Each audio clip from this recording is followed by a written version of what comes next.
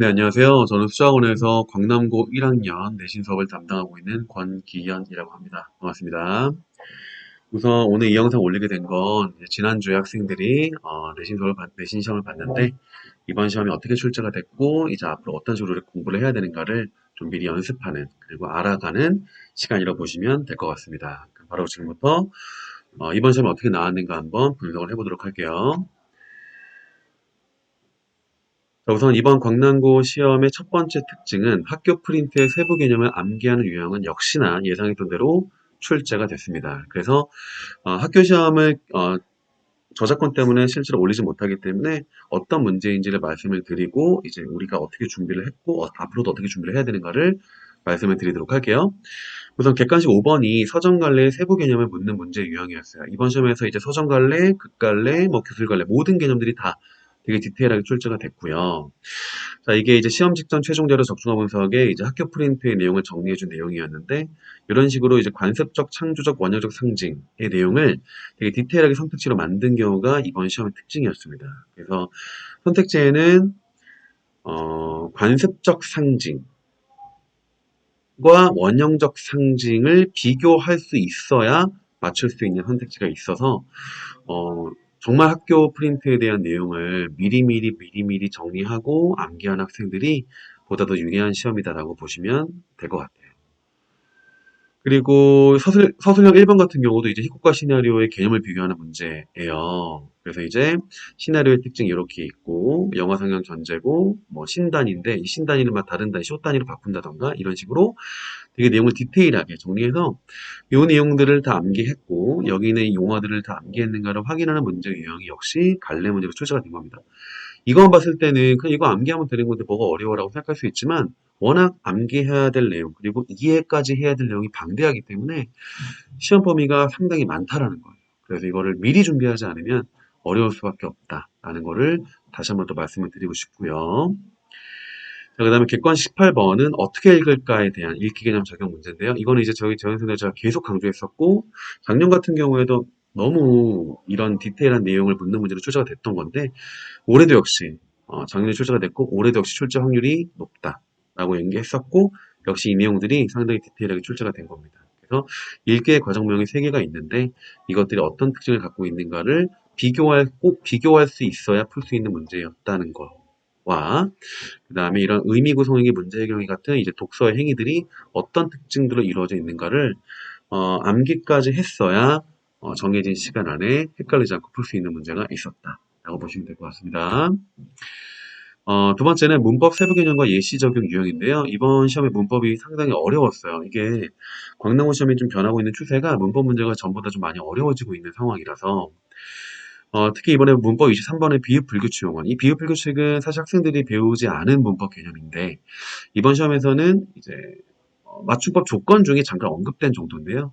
그것이 이제 그대로 출제가 돼서 학생들 입장에서는 아주 최고 난도의 문제이지 않았을까 싶어요. 그래서 아이들이 좀 어려웠을 것 같고 이런 이히 표기 구분하는 문제 선택지도 언급이 됐기 때문에 이것도 많이 어려웠을 거예요. 이게 어떤 내용이냐면 이제 광남고 학생이 이제 알겠지만 이랑 희 중에 뭐를 써야 되는가를 고르는 아주 어려운 맞춤법 개념인데 우선 이제 이번 광남고에서는 이거를 되게 디테일하게 들어가셨어요, 학교에서. 그래서 원래 대부분의 조건은 이제 첩어 명사나 받침 시옷, 비읍 불교 추용원, 하다가 안 붙는다 뭐 이런 식으로 구분이 되는데 이런 예외가 있는 거죠. 하다가 붙지만 이로 적는 이제 짜증난 것들이라고 제가 시험 전날 직보대에 정리해줬는데 그래서 광남고 지원생은 알겠지만 이걸 되게 좀 어이없게 정리해줬거든요. 이제 모양이랑 뭐 수분이다, 막 축축축축 수분이고 막 어이없게 수업을 했는데 그렇게 할 수밖에 없었던 건 학교에서 강조한 내용이고 사실 이 내용들은 다른 학교들은 출제를 안 해요. 왜냐면 너무 어렵기 때문에 이것까지 출제하면 사실은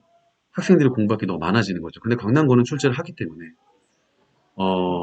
공부할 양이 점점 많아지는 겁니다. 실제 시험에 이 수부기가 나왔어요. 이거 아이들이 이제 수북하다, 하다가 붙을 수 있으면 이제 희라고 우리가 정리를 하는데 그래서 재원생들은 이제 광남고 학생들은 실전 시험에서 수북하다가 되니까 얘네 수북희구나 라고 골랐다가 엄청나게 많이 틀렸을 겁니다. 많이 틀렸고 실제로. 근데 이제 사실은 수북이거든요. 얘는 하다가 붙을 수 있지만 이가 붙는 짜증나는 예외의 8가지인가? 예, 이 8가지를 정리해 놓은 거라서, 시험 전날에 직보 수업을 잘 들은 친구들 맞췄겠지만, 어려울 수밖에 없습니다. 틀린 학생이 분명히 있을 거고, 그래서 광남국어 문법 문제가 상당히 어렵고, 깐깐하게 나오는 기조가 이번 시험도 바뀌지 않았다는 걸 좀 알았으면 좋겠습니다. 2학기 때도 문법이 또 들어가요. 2학기 중간고사 때 띄어쓰기 들어가고, 2학기 기말고사 때 학생들이 너무 싫어하는 중세국어, 근대국어 들어가기 때문에 문법이 계속 광남고 시험에서는 어려울 거다라는 게 이번 연도의 가장 큰 특징이라고 보시면 될 것 같습니다. 자, 그다음 세 번째는 핵심 개념을 반복 출제하는 유형인데요. 이게 뭐냐면 객관식 8부 같은 경우가 파스꾼의 소재의 상징성을 그대로 출제한 겁니다. 뭐 당연히 예상이 되는 부분이라서 작년에 출제 밑했었고 올해 출제원리는 별표 5개로 선생님이 정리를 해준 거예요. 학생들한테. 그래서 여기는 막루부터 여기는 덧까지 모든 소재들을 그대로 출제할 거라고 예상할 수 있었고 당연히 출제가 됐습니다. 이번 시험도. 그 다음에 서술 1번 같은 경우는 희곡의 시나리오화를 개념화할 수 있는 문제였는데요. 이게 뭔 내용이냐면 자, 쌤이 이거 직보 때 학생들한테 저 습관적으로 자꾸 쌤이라고 하는데 어머니도 보시겠지만 그 직보 때 그 아이들한테 이제 희곡의 약속 이 부분을 제가 최종적으로 만들 때 별표를 3개를 쳤어야 되는데 못 쳐가지고 시험 전날에 직보 때 아이들한테 이거 별표 3개다. 이거는 서술형까지 준비를 해야 된다라고 얘기했던 거고 사실 예상이 됩니다. 왜냐면 그동안 광남고에 3번도 출제하지 않은 내용이라서 이번 연도에는 출제 확률이 너무 높았고 역시 서술형으로 출제가 된 거죠.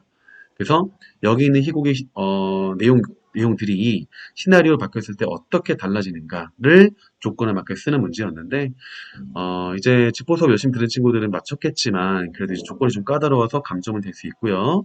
어쨌든 예상될 수 있는 내용으로 나오는 핵심 개념들은 거의 예상된다라는 거를 학생들이 알았으면 좋겠습니다.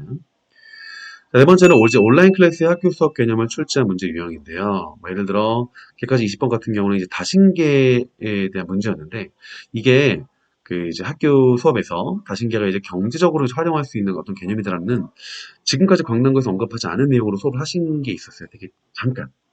근데 이제 그거를 그대로 출제를 해서 아이들이 학교 수업 열심히 들었나 온라인 클래스 열심히 들었나를 확인하는 개념을 출제할 수 있다라는 게 이거는 2학기도 분명히 바뀌지 않을 겁니다.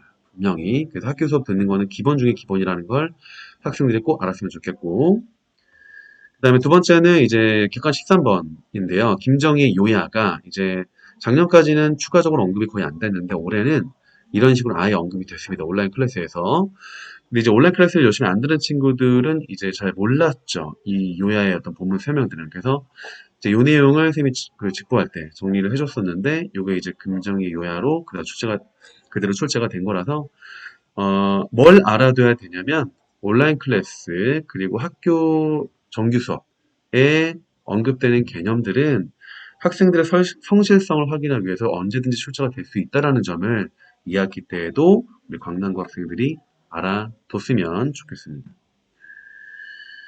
자, 여기까지 이 네 가지가 이번 강남고 1학기 기말고사의 출제 기조라고 보시면 될 것 같아요. 전체적인 난이도는 중간고사보다 좀 더 까다로워진 것 같고 등급고사 나와봐 알겠지만 중간고사보다 등급고사 높을 것 같지는 않습니다. 아이들 좀 어려워했고 전반적인 기조는 문법이 계속 어려워지고 있어서 이제 2학기 때 문법 개념 정리가 정말 시간 배분 투자를 작년, 재작년에 강남고보다 더 많이 해야 된다는 점 그리고 작년과 비교했을 때 문학 문제는 조금 좀 무난해진 점.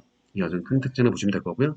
어쨌든 전반적으로 광남고 시험이 계속 어려워지고 있는 추세라서, 변별력 있는 시험이 계속 유지가 되는 부분이 있어서 이게, 학생들 입장에서는 점수가, 뭐, 높은 점수가 안 나오는 거에 대해서 좀 짜증이 날 수 있겠지만, 사실은 등급 컷이 낮아지기 때문에 이 부분을 꼭 염두에 두고, 흔들리지 않게 자기들의 공부하는 방향으로, 학생들이 공부하는 방향으로 흔들리지 않게 잘 준비하셨으면 좋겠고요. 지금 여기 언급한 이 네 가지 특징이 아마 분명히 2학기 시험에서도 똑같은 기조로 반복돼서 출제가 될 겁니다. 그래서 이 내용을 꼭 기억하시고 준비하시면 2학기 시험은 조금 더 수월하게 준비할 수 있지 않을까 마음에 이런 영상을 올리게 됐습니다. 그래서 어머님들도 보실 거고 이 영상을 그리고 우리 광남고 1학년 학생들도 보고 있을 텐데요. 시험 끝나고 아이들이 많이 연락을 했고 연락을 아직 안 한 친구도 있는데 먼저 연락을 하지 않아요. 학생들이 좀 부담을 느낄 수 있어서 궁금하긴 하지만 대부분 학생들이 시험 결과가 어땠고 뭐 시험은 잘 봐고 못 봐고 이런 식으로 연락을 해줬어요. 어, 너무 고생 많았습니다. 지금 이 영상을 보고 있는 광동이라는 학생들 너희 너무 열심히 한 거 알고 있고, 그래서 모든 학생들이 다 잘 보길 바랐지만, 물론 잘 본 학생들 많지만, 또 생각보다 못 본 학생도 있어서, 때문에 좀 마음이 좀 좋진 않은데, 더 열심히 준비해서, 이 학기 기말고사, 중간고사는 더 열심히 준비해서, 지금 시험보다는 계속해서 이제 올라갈 수 있는 좋은 결과를 만들도록, 쌤이랑 같이 앞으로도 계속 노력했으면 좋겠습니다. 정말 진심으로 그동안 1학기 중간기말고사 준비하느라 고생이 많았습니다. 오늘 영상 여기까지 하겠습니다. 감사합니다.